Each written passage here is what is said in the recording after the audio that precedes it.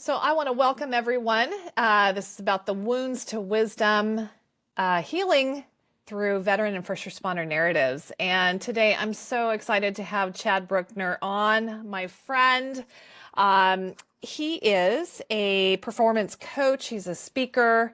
He is a law enforcement officer and veteran, and Army veteran, excuse me. And he has written the book, The Holy Trinity of Successful and Healthy Police Organizations, Improving Leadership, Culture, and Wellness, which is so much about our conversation today. So, Chad, I just want to welcome you on. Thanks for coming. Hey, Sarah. Thanks for having me on. Appreciate it.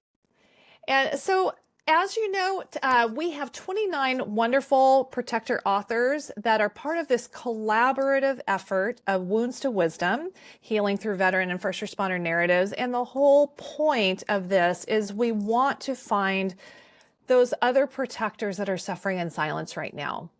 And these protectors, these authors, are sharing their story of really hitting some really dark times, some very hard times. And through sharing their story, through being open, they have been able to navigate a way to thriving. And Chad is just such a wholehearted person. And I want to just thank you again, Chad, for coming on. Tell us a little bit about your young self, about your upbringing. What were you like? What did you do? Yeah, wow, what a great way to start it off. Childhood was good. I was born in Philadelphia, grew up in suburban Philadelphia, just north of the city, right on the outskirts, and yeah, I had a really good childhood. I've a younger sibling and a younger sister and younger brother. My parents are still married. My childhood was it was kind of like chapters of a book. And my dad was selling insurance. He was building construction at the time, so he was doing really well.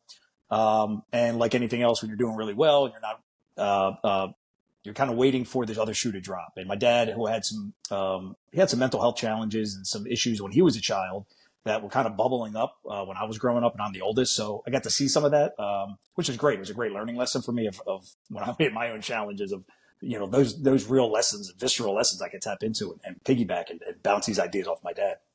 Anyway, so growing up, I kind of saw a mixed bag. I saw great highlights. I saw some dysfunction. I saw, my dad kind of worked through his mental health and his journey. Then we went through a couple of bankruptcies. My dad made some financial decisions that led to us losing our money, and then we had to bounce around and move. And that's kind of where my life in my high school years started to go down a little bit as far as the nurturing. My parents at that time were really battling financial issues, trying to get their life straight and squared away, also mental health and emotional health issues. So at that time, me and my siblings, we were kind of, I was in high school, kind of playing baseball, kind of left to my own devices. And I say that in writing about the book is I feel like at that fundamental period of high school, and I graduated at 17, I went in the Army. I went into my senior year at 16, didn't turn 17 till my senior year, and then went in the Army, 17 and a half. And so I had a lot of learning how to do about myself. And so childhood was great. Childhood was great. We didn't do a lot of vacations. We hung around the house in the neighborhood. I was up till 11 o'clock or midnight playing kick the can or capture the flag in the neighborhood with my friends. Played sports, didn't use drugs or alcohol. So had kind of that American boy, upbringing. Didn't have a lot, but what we had was amazing. We still had immense love in our house and a lot of values and ethos, and that's all we really needed. So yeah, it was a great childhood. And then going to the military at 17, my dad was in the military. Both my grandfathers were in. My uncle was in the infantry, Army infantry. So it was kind of what you did. I didn't do really well in school, and I didn't want to work at the gas station, which was a legitimate option we were discussing. And at 17, I'm thinking, I don't want to do that. So let's go in the military and see how that works. So yeah, and the rest is history in my life, because going to the military changed everything for me, and it's been great. Well, let's start out with that. Let's start out with the Army. What did the Army mean to you? What was your time like there? Yeah, it was incredible for me. I going in the infantry, going in at 17, and I went in 1998. It was a very meritorious institution back then, and I remember quickly in boot camp. So let me back up. When I was playing baseball in high school, I was the kid that was like one of the first to the field, the last one to leave. I wanted to be so good, Sarah. I mean, I loved it. I had passion for it. I trained really hard, and I was never going to be anything more than average, and that was frustrating to me. When I went into the military, I mean, quickly, a couple of weeks in boot camp. I mean, it doesn't matter how big you are, how strong you are, how fast you are, how slow you are. I mean, really, none of that really matters. It's, are you a good person? Can you bust your butt? Can you be a good teammate? And can you have the ability to learn and quickly pick things up? That's really all you need to do to be successful in the military. And those things were screaming right up my alley. So I remember kind of getting that affirmation early from the drill sergeants of, getting smoked more than everybody else, getting yelled at more, which I learned quickly is like an endearing type of process. They would joke around with me. And I really remember feeling how, and my mom even talked about this when I came home, just, I was like a different person, the confidence and the self-esteem. And for the first time in my life, I graduated 18, I turned 18 in boot camp, came home at 18 and a half. And for the first time in my life, I felt like a real man. And I felt like somebody that didn't have all the answers, but for the first time I was ready to go do that next chapter, which a lot of my life was, I wasn't really ever really prepared for the next phase. That was the first time I felt, okay, I'm ready. I graduated, did really well. I got orders for Korea. Let's go tackle this thing. So, yeah, I ended up doing 4 years, supposed to be 4 years. 9/11 happened, my initial enlistment. So I ended up doing another four and got out after 8 years at 25. Okay, gosh. So tell me again, I know from some of the things that you have shared before, um, I'd love to have you share just the feeling that you had about your brothers and sisters in arms, the camaraderie, the things that you learned from that. How did that unfold in your life? What did that mean to you? Mm. The relationships. Developing those relationships in the military and then later in law enforcement, but more the military, I'll focus there, was probably one of the most profound things that happened in my life because growing up, being a tight knit family, really close to my little brother, who just had a horrible fire, by the way, just lost his house, his whole house, and his family's living in a hotel. Happened on Saturday. It's devastating. But they're all okay and everyone's safe. And so I always wanted to be part of something tight knit, and I had always had a community sense to me. And I think that's probably the upbringing growing up and not having a whole lot and wanting to fix things and be a solution person and help people's problems and, seeing my parents go through struggles, and that made me want to be a helper. So when you get in the military and you find other people like you and you build those relationships, you realize you're part of, even though it's a niche community, you think it's everyone in the world is like that. And it's such a small, I mean, I think it's 0.004% of Americans serve in the military. I mean, it's such a small number. But to guys that like us that are always in, it's all you know. And I surrounded myself with just really high character people, and they were filling in my cup. I was filling in their cup. And you just realize how important teamwork is, how important that the real important stuff you have to do in this world to have success as a country, as a nation, as an institution is it takes people to work together. There is no other way to it. And having that education and building those relationships at such a young age, doing hard missions. And I went to Iraq as an infantry squad leader at 23 years old, 24 years old, with 10 guys I'm supervising. And all those experiences really, they really grow you really quick. They mature you when you're worried about other people more than yourself. And those experiences have just transformed my life. So now when I go into business or any sort of relationship building endeavor, it's that lens, it's that military lens, it's that collaborator service minded lens. Is this person a collaborator? Do they see the big picture? Are they willing to work on the mission just like I want to work on the mission? Are they putting that before themselves? Are they putting each other before themselves? Those are lenses that if I didn't have the military in business going through this process, I probably would develop a lot of unhealthy relationships. But that really has helped me. Doesn't mean you don't get bamboozled or fooled by people. It just means that you really have a track record of how to identify how to form relationships. What am I looking for when I want to work with people? And for not the military, I think they really develop just high level team building. Yeah, I love that. There's a maturity that you learn, isn't it? And just, again, thinking of missions that are bigger than yourselves. Your life is not all about you. And so that's a powerful time to really learn that. And of course, you're being totally tested being in Iraq and such a young leader. That is just, it's hard to imagine when you've never been through it, like most of us, right? So that instilled a real fire Yeah. in you. Um, And so then you go and you transition and you go into law enforcement. And what was that like for you? Transitioning in. Woo, what a journey. That was, I've been through three major transitions in my life, and that was the second of the three. And that was, it's an interesting process of leaving the military and going to law enforcement because the cultures are very different. Even though the ideologies are similar and the language is similar and you can kind of relate, there is a difference, in law enforcement, there was a lot of, I want to do these things and I haven't done these things. And because I want to do things I haven't done, there's this, it's tough to say. So the military is a lot of action driven stuff, and I'm not knocking law enforcement. It was just the mindset was different. Military, you don't have unions. I came into the police department, quickly learned about unions and seniority, and quickly learned that merit isn't the only condition to get promoted or to get ahead. There are politics, there's other things. And I'm not saying the military didn't have that in there. Of course it does. But definitely law enforcement, I felt like that we lead with that a little more. And I think we're really mindful to that now. In the last 3 years, we've been doing a lot of advocacy and trying to make those changes that it's really about the community first. I came up with, in the military, I learned this acronym we use in the military. It's not anything outlandish, but then I kind of adopted it to police work. And in the military, it's the 3 M's: mission, men, me. And I really adopted that. I mean, when I say, Sarah, I was disciplined to that, I was disciplined, still am disciplined. Like, don't come to me with anything unless the mission is done. Did the task at hand get completed? Or, whatever we're doing, okay, good. Now it's your welfare. It's your job to take care. What do you need? How can I help you? And the last, don't worry about me. And I just always really have been disciplined with that.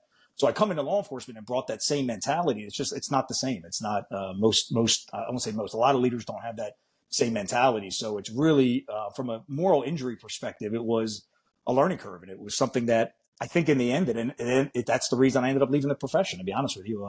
I got my master's degree, was hoping to be the next chief or work towards that, be next chief to serve the community and the officers. But after 13 years, I realized that I'm in a system and in a process that it might not be the right time for me and how I want to do it to shine. So that was the difference of just learning the camaraderie is not as much in law enforcement. Now, if you weren't in the military and you were a law enforcement officer, without that experience or that juxtaposition, I can understand, and a lot of my brothers sisters didn't have that military experience.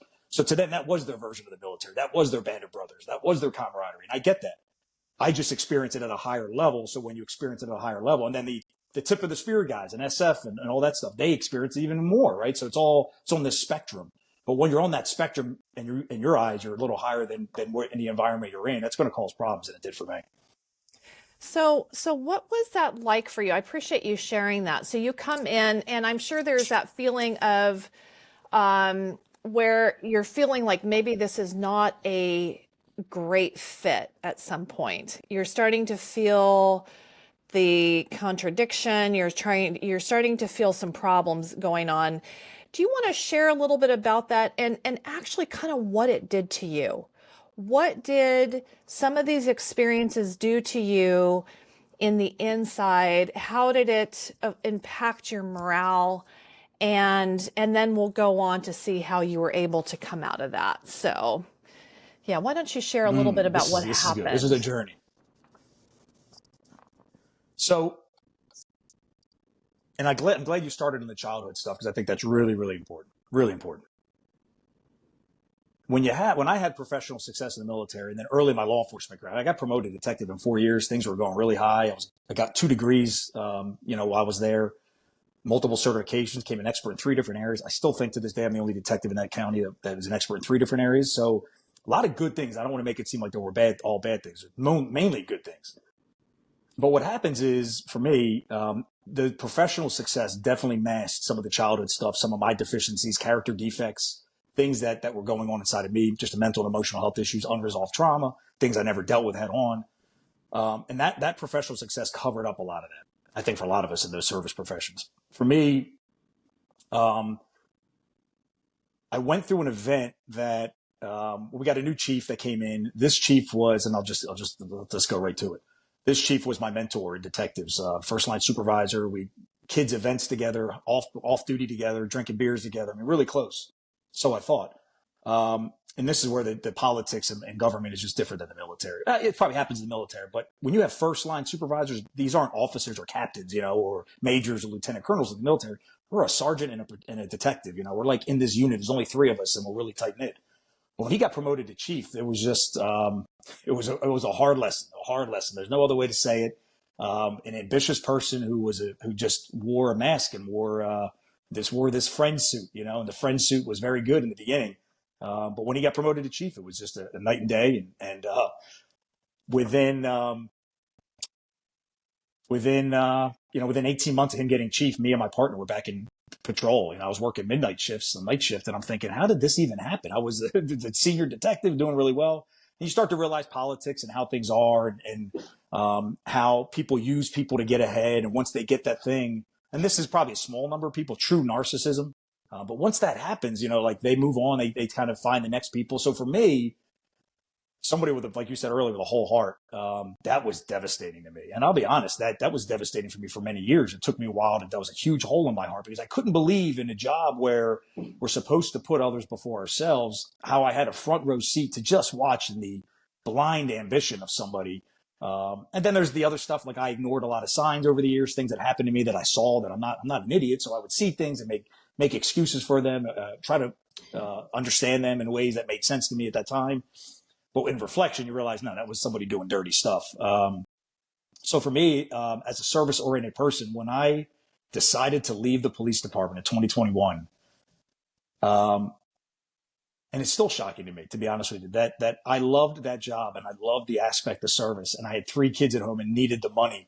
I couldn't stay anymore. I couldn't stay. So I had to leave. I had to go into business and chart a new path with 3 kids at home and a wife. And it was a very chaotic time of my life, but I think the moral injuries is a real thing for us first responders. It's you want to serve, you want to do the right thing, and then when you're in a situation where service isn't, we're not leading with service. Service is like a character in the movie. Service is the friend that you see on the weekends. Well, I don't want to see my friend on the weekends. I want to see my friend every day. So when you realize you're in a spot where service is like a small part of it, then there's politics, there's the game of it.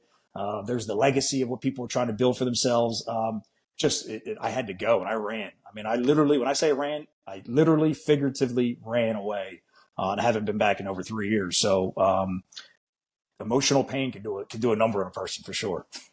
Yeah, absolutely. That is no small thing. And I even just behind what you're saying, there's so much more, so many more details of your story. And again, what does that do to somebody when they start realizing what's really going on? And you were wholehearted, like that is who Chad is. And the impact that has, and how do you go forward with this new normal? Seeing